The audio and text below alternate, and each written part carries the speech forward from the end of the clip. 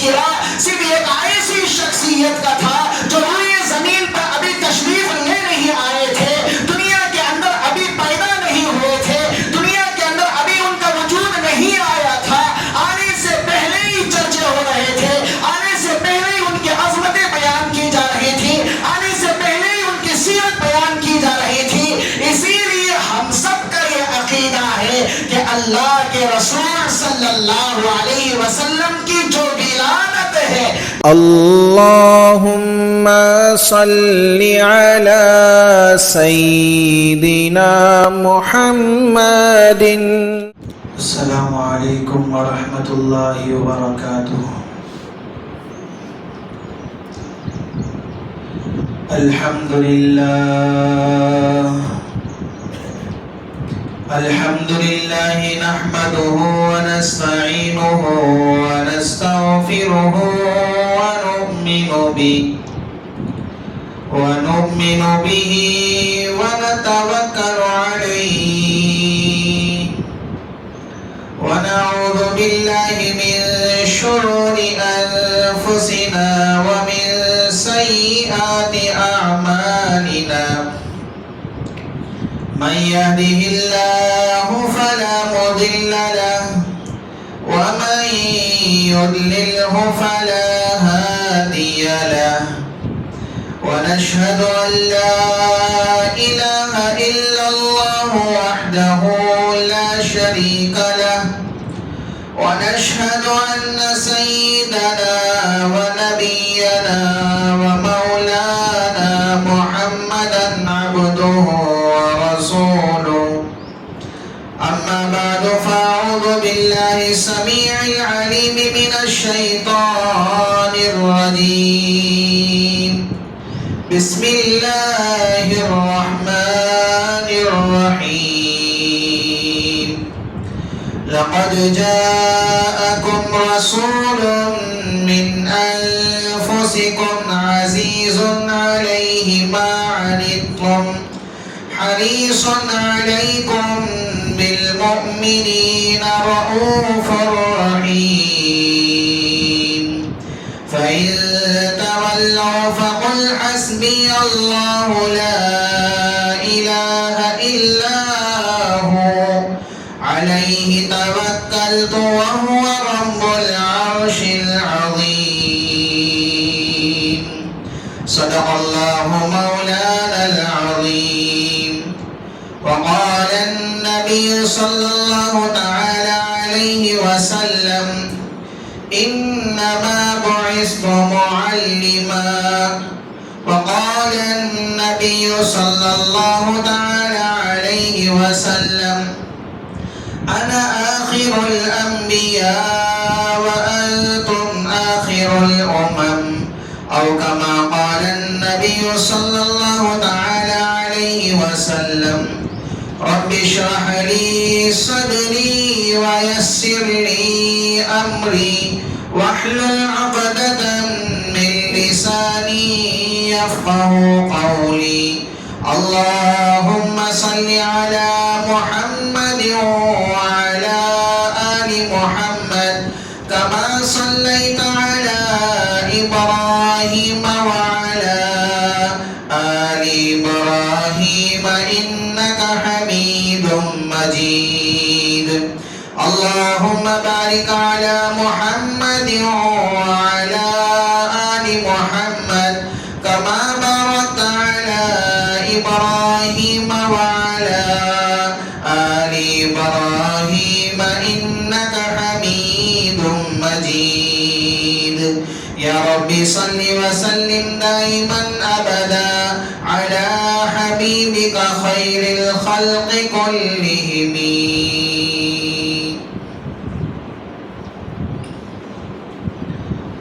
معزز سامعین کرام اور میرے غیور مسلمان بھائیوں، بزرگوں اور دوستوں،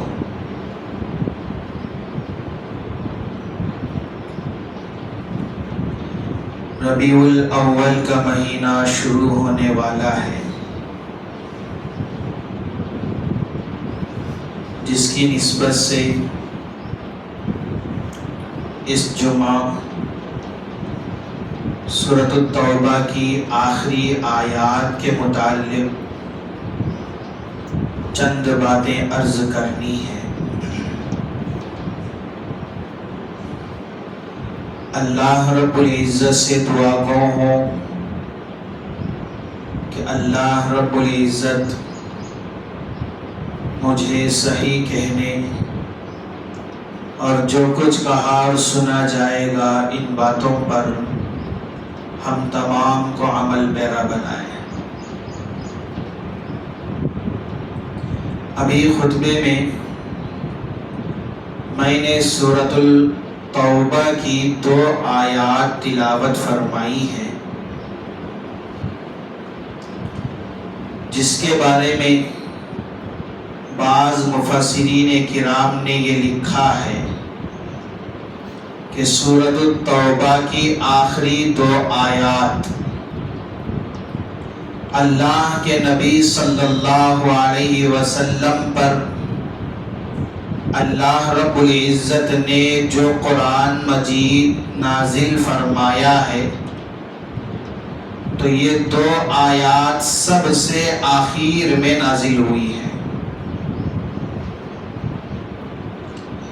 جن میں سے پہلی آیت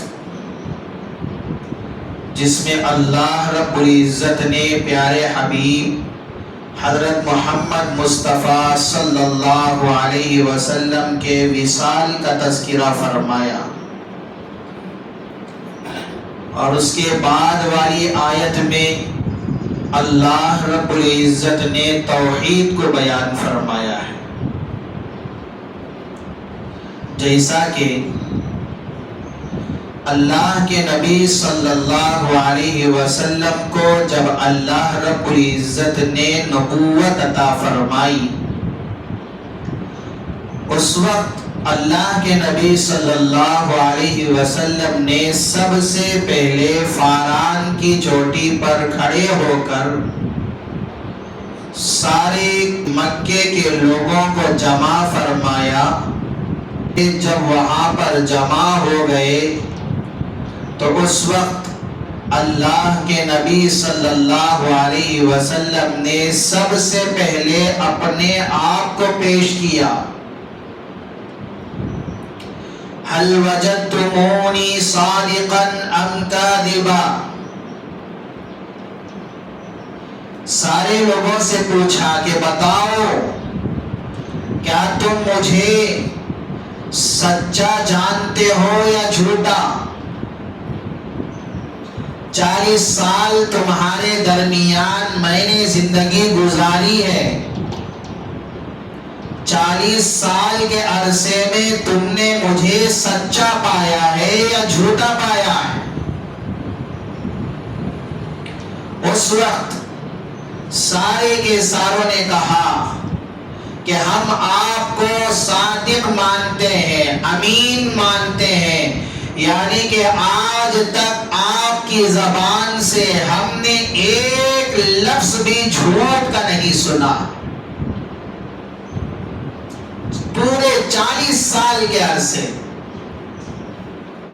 اس کے بعد اللہ کے رسول صلی اللہ علیہ وسلم نے اللہ رب العزت کی وحدانیت کو سامنے بیان فرمایا، یا ایھا الناس، اے لوگو، قولوا لا الہ الا اللہ تفلحوا، لا الہ الا اللہ پڑھ لو کامیاب ہو جاؤ گے۔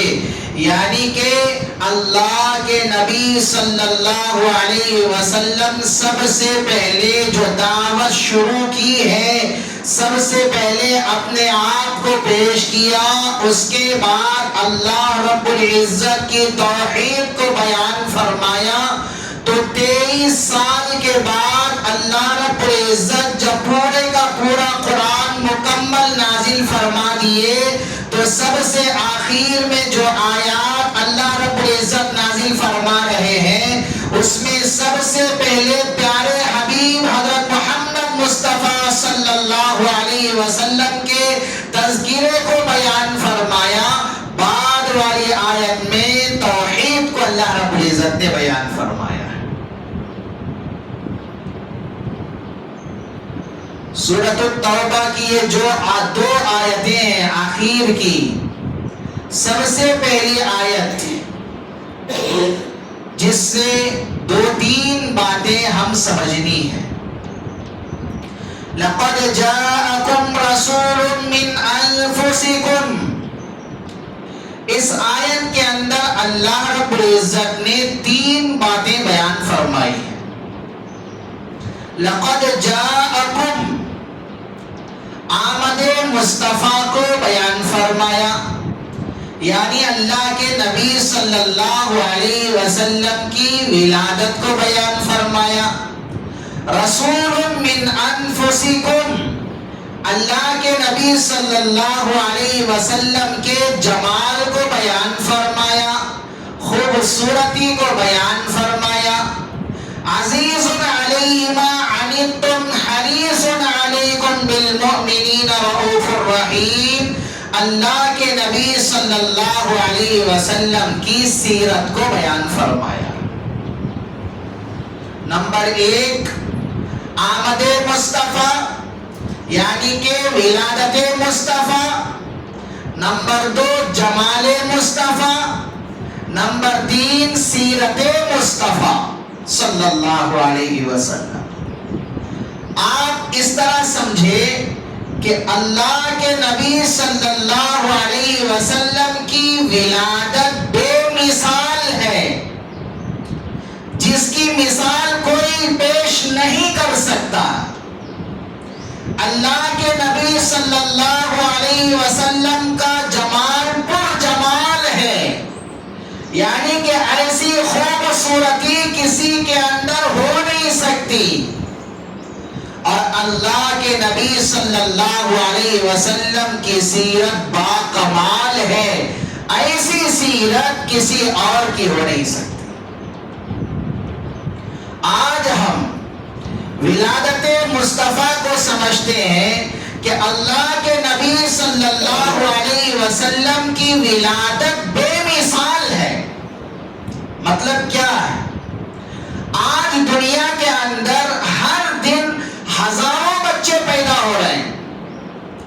اس وقت جب ہم بیان سن رہے ہیں، کہہ رہے ہیں، تو اسی وقت دنیا کے اندر ہزاروں بچوں کی ولادت ہو رہی ہے.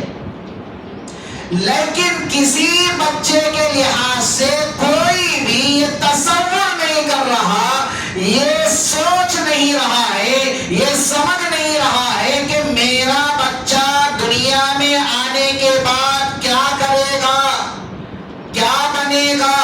میرا بچہ دنیا میں آنے کے بعد حافظ بنے گا، عالم بنے گا، مفتی بنے گا، علامہ بنے گا، فہامہ بنے گا، یا انجینئر بنے گا، یا ڈاکٹر بنے گا، یا کلکٹر بنے گا، یا آفیسر بنے گا.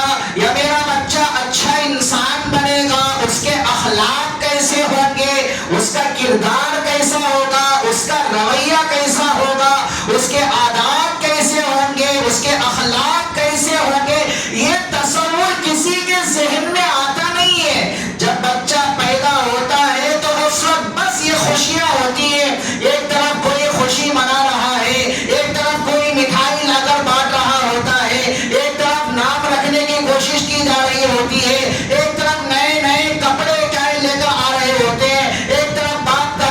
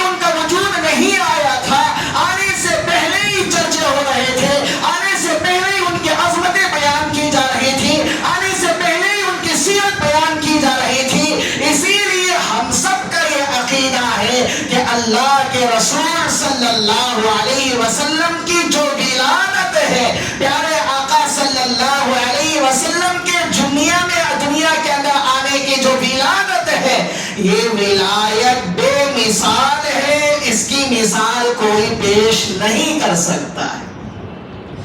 دنیا کے اندر پیدا ہونے والے بچے کے متعلق آگے کیا ہوگا، کیا بنے گا، کوئی نہیں کہہ سکتے، لیکن صرف میرے اور آپ کے آقا محمد عربی صلی اللہ علیہ وسلم کے دنیا میں آنے سے پہلے ہی رب ذوالجلال ساری کائنات کے اندر ان کے چرچے بیان فرمائے۔ ایک اور بات سمجھیں، جو چیز بے مثال ہوتی ہے اس کو اپنایا نہیں جا سکتا، اس کا ذکر بیان کیا جا سکتا ہے، اس کی تعریف کی جا سکتی ہے، لیکن اپنا نہیں سکتا۔ مثال کے طور پر کوئی آدمی بچہ پیدا ہو رہا ہے، یہ نہیں کہہ سکتا کہ میرا بچہ ربیع الاول کے مہینے میں پیدا ہوگا، پیر کے دن پیدا ہوگا، ربیع الاول کی 12 تاریخ یا 10 تاریخ یا 8 تاریخ، اختلاف اس کے اندر ہے، ان تاریخوں میں پیدا ہوگا، صبح کے وقت میں پیدا ہوگا، اور دنیا سے وہ جائے گا تو پیر کا دن ہوگا، اس کے عادات ایسے ہوں گے، اس کے اخلاق ایسے ہوں گے، اس کی سیرت یہ ہوگی، یہ ناممکن ہے۔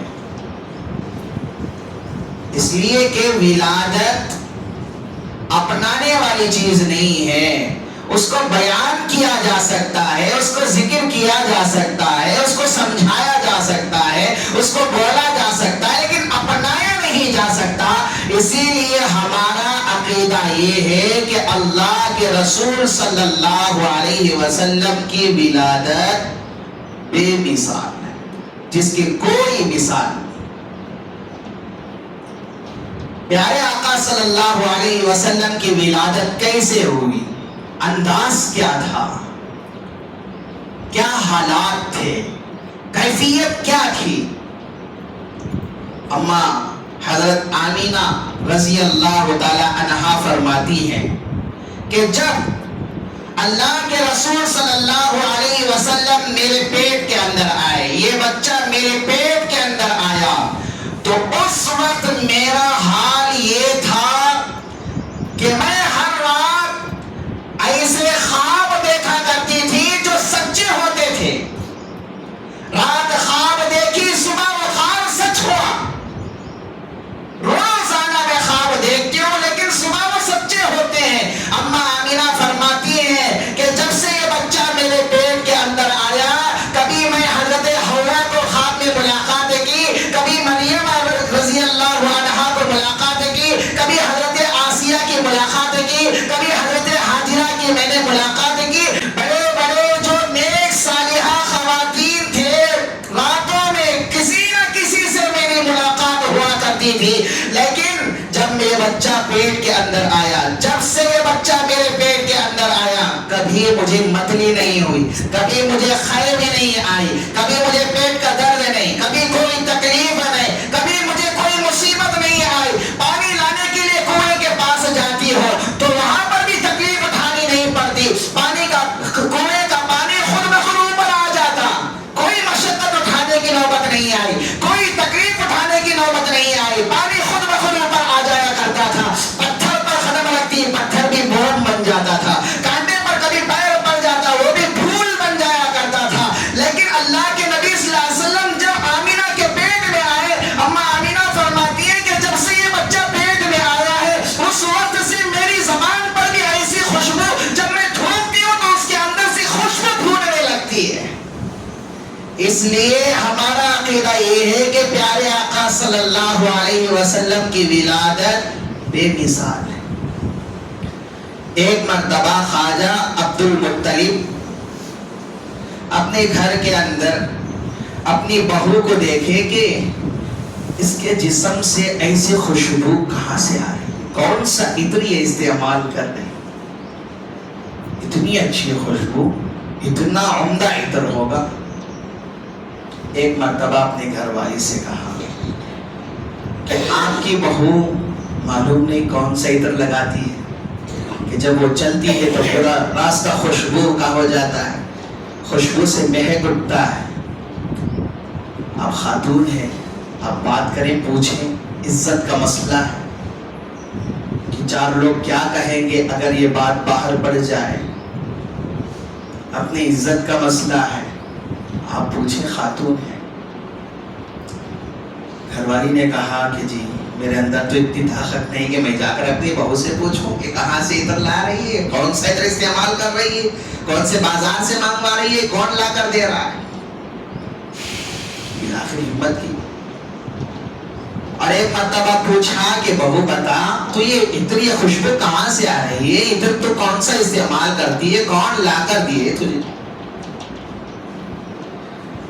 اماں آمینہ فرماتی ہے کہ امی جان یہ میرا کمال نہیں ہے, جب سے یہ بچہ پیٹ کے اندر آیا ہے میں نے اپنے عجیب عجیب کیفیات میں دیکھ رہی ہوں, میرے حالات عجیب عجیب کے ہیں, میں خواب بھی عجیب دیکھتی ہوں, سچے خواب دیکھ رہی ہوں, لیکن جب سے یہ بچہ پیٹ میں آتا ہے میں حمام جا کر آتی ہوں, حمام بھی معطل ہو جاتا ہے, بکریوں کے پاس جاتی ہوں, بکریاں مجھے دیکھتے تکتے ہی رہ جاتے ہیں, لیکن وہ شام میں پیٹ بھر کے آتے ہیں, کنویں کے پاس جاتی ہوں پانی بھی اوپر آ جاتا ہے, راتوں میں بڑی بڑی ہستیوں کا میں دیدار کرتی ہوں, جنت کی حوریں مجھے سلامی دینے کے لیے روزانہ آیا کرتی ہیں, جب میں تھوکتی ہوں تو وہ تھوک کے اندر سے خوشبو پھوٹنے لگتی ہے. سچ میں امی جان یہ میرا کوئی کمال نہیں ہے, لیکن پیٹ کے اندر جو مہمان ہے شاید اس مہمان کا یہ کمال ہے کہ جس کی وجہ سے میرے اندر سے ایسی خوشبو پھوٹنے لگتی ہے.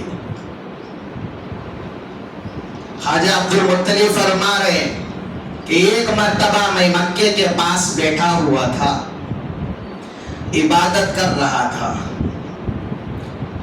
تو یکایک کعبے کے اندر جو 360 بت رکھے ہوئے تھے آپس میں ٹکرا ہے. اچانک وہ بت سارے کے سارے جھک گئے. خواجہ عبد المطلب کہتے ہیں کہ کعبۃ اللہ بھی جھک گیا اور فرماتے ہیں کہ میں نے ان بتوں کے اندر سے آواز سنی کہ اے لوگوں اس دھرتی پر کعبے کو پاک کرنے والا یعنی کہ حضرت محمد مصطفیٰ صلی اللہ علیہ وسلم تشریف لا چکے ہیں. یہ آواز میں نے ان بتوں کے اندر سے دیکھی ہے. کعبے کے پاس میں عبادت کر رہا تھا, شام کے محلات نظر آئے, قیصر و کسریٰ کے کنکرے ٹوٹتے ہوئے میں نے دیکھا ہے, ایران کا آتش کدا بجھ گیا ہے, لیکن یہ سارے کے سارے میں کعبے کے پاس بیٹھا ہوا دیکھا. لیکن اطلاع ملی کہ میرے گھر کے اندر میرے پوترے کی ولادت ہوئی ہے. تاریخ میں یہ بات ملتی ہے کہ جب اللہ کے رسول صلی اللہ علیہ وسلم کی ولادت ہوئی, مکے کے اندر 200 کنواری لڑکیاں ایسی تھیں جو عالمہ تھیں, تورات اور انجیل کے عالمہ, پڑھی لکھی. ان کی خواہش یہ تھی کہ میں آخری نبی صلی اللہ علیہ وسلم کی ماں بن جاؤں, میں نبی علیہ السلام کی ماں بن جاؤں, یہ شرف مجھے مل جائے, یہ شرف مجھے حاصل ہو جائے. 200 کنواری لڑکیوں کی یہ خواہش تھی. لیکن جب پیارے آقا صلی اللہ علیہ وسلم کی ولادت کی خبر انہوں نے سنی تو اس وقت انہوں نے کہا کہ ہم آخری نبی حضرت محمد مصطفیٰ صلی اللہ علیہ وسلم کی ماں بننے سے محروم ہو گئی ہے. ایک چیخ ماری اس رنج و غم میں, وہی ان کا انتقال ہو گیا. اس دن 200 جنازے مکے کے اندر اٹھے تھے. اللہ کے رسول صلی اللہ علیہ وسلم جس سال پیدا ہوئے اس سال پورے جزیرۃ العرب کے اندر اللہ رب العزت نے ساری جتنی بھی حاملہ خواتین تھی ان سب کو نرینہ اولاد عطا فرمائی. اس سال کسی کے گھر میں بچی کی ولادت نہیں ہوئی تھی. اس کے اندر حکمت علماء کرام نے لکھا ہے. ایک حکمت یہ بیان فرمائی ہے کہ اللہ کے نبی صلی اللہ علیہ وسلم کو اللہ رب العزت نے رحمت للعالمین بنا کر بھیجنا تھا. اللہ کے نبی صلی اللہ علیہ وسلم کو اس امت کا رہبر اور رہنما بنا کر بھیجنا تھا. اس امت کے اندر اللہ رب العزت نے اپنے حبیب صلی اللہ علیہ وسلم کو ماں کی عظمت بیان کرنے کے لیے بھیجنا تھا. اس امت کے اندر اللہ کے حبیب صلی اللہ کی عزت کیا ہوتی ہے، بیٹی کی قدر کیا ہوتی ہے، بیٹی کی عزت کس انداز سے کی جاتی ہے، یہ بتانے کے لیے بھیجنا تھا۔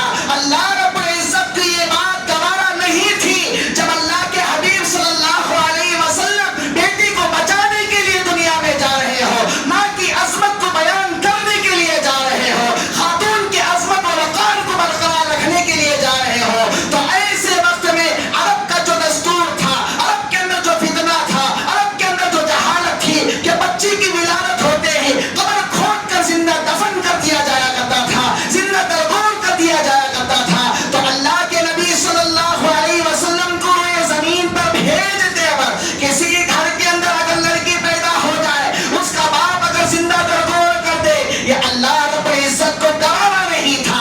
اس لیے جتنے بھی خواتین تھے سارے کے سارے حاملہ خواتین کو اللہ رب العزت نے اس سال نرینہ اولاد سے نوازا، کسی کے یہاں بچی کی ولادت نہیں فرمائی۔ تو اس سے ہمیں یہ بات یہ معلوم ہوتی ہے کہ اللہ کے نبی صلی اللہ علیہ وسلم اس امت کے لیے رحمت بن کر بھیجے گئے، رحمت بنا کر بھیجے گئے۔ اسی لیے اللہ کے نبی صلی اللہ علیہ وسلم کو اللہ رب العزت نے رحمت للعالمین بیان فرمایا۔ پیارے آقا صلی اللہ علیہ وسلم کی جب ولادت ہوئی تو اس وقت آمینہ رضی اللہ تعالیٰ عنہا فرماتی ہے کہ جب ولادت ہوئی تو کیفیت ہی الگ تھی۔ جب ولادت کا وقت ہوتا ہے، ڈیلیوری کا وقت ہوتا ہے تو خواتین کو تکلیف ہوتی ہے۔ حضرت آمینہ فرماتی ہیں مجھے کوئی تکلیف نہیں، کسی اعتبار سے کوئی تکلیف نہیں۔ بچہ جب پیدا ہوا میں نے دیکھا کہ بچہ باہر آتے ہی سجدے میں گر گیا، اچانک بچہ غائب ہو گیا، پورے کا پورا جو گھر تھا سارے کا سارا گھرانہ میرے بچے کی اس نورانی چہرے کے بدولت روشن ہو گیا تھا۔ اس وقت میں نے قیصر و کسریٰ کے محلات کے کنکر گرتے ہوئے دیکھے، شام کے محلات میں نے دیکھے، اس وقت میں نے ایران کے آتش کدے کو دیکھا کہ وہ بھج گیا تھا۔ لیکن حضرت آمینہ فرماتی ہے جب ولادت ہوئی اس وقت ایک طرف خوشی بھی تھی، ایک طرف غم بھی تھا۔ خوشی کس بات کی؟ خوشی اس بات کی کہ اللہ رب العزت نے مجھے اتنا حسین اور خوبصورت بچہ عطا فرمایا کہ آج تک شاید ہی نہیں، آج تک یقیناً کوئی اتنا حسین بچہ نہیں دیکھا ہوگا اور قیامت تک بھی نہیں دیکھے گا۔ اور غم اس بات کا کاش آج عبداللہ ہوتے، بچے کے والد ہوتے، جو اتنے حسین اور خوبصورت بچے کو دیکھ کر بہت خوش ہوتے اور بچے کے ولادت پر خوشی میں بچے کے خاطر کھلونے لے آتے، بازار سے نئے کپڑے لے آتے، بازار سے کچھ مٹھائی وغیرہ لے کر آتے۔ غم اس بات کا تھا حضرت آمینہ جب اس غم میں تھی، غیب سے ندا آئی، اے آمینہ تو غم کس بات کی کرتی ہے کہ ایک طرف دنیا والے بچے کو کھلانے کے لیے پلاسٹک وغیرہ کے کھلونے لے آتے ہیں، لکڑی کے کھلونے لے آتے ہیں، مٹی کے بنے ہوئے کھلونے لے آتے ہیں، اور اپنے بچے کو بہلانے کے لیے دنیا کا سیر کرواتے ہیں، دنیا کے پارکوں میں گھماتے ہیں، دنیا دکھایا کرتے ہیں۔ اے آمینہ تو غم نہ ہو، ہم اس کے رب ہیں، ہم اس کے مربی ہیں، ہم اس کے خالق ہیں، ہم اس کے مالک ہیں۔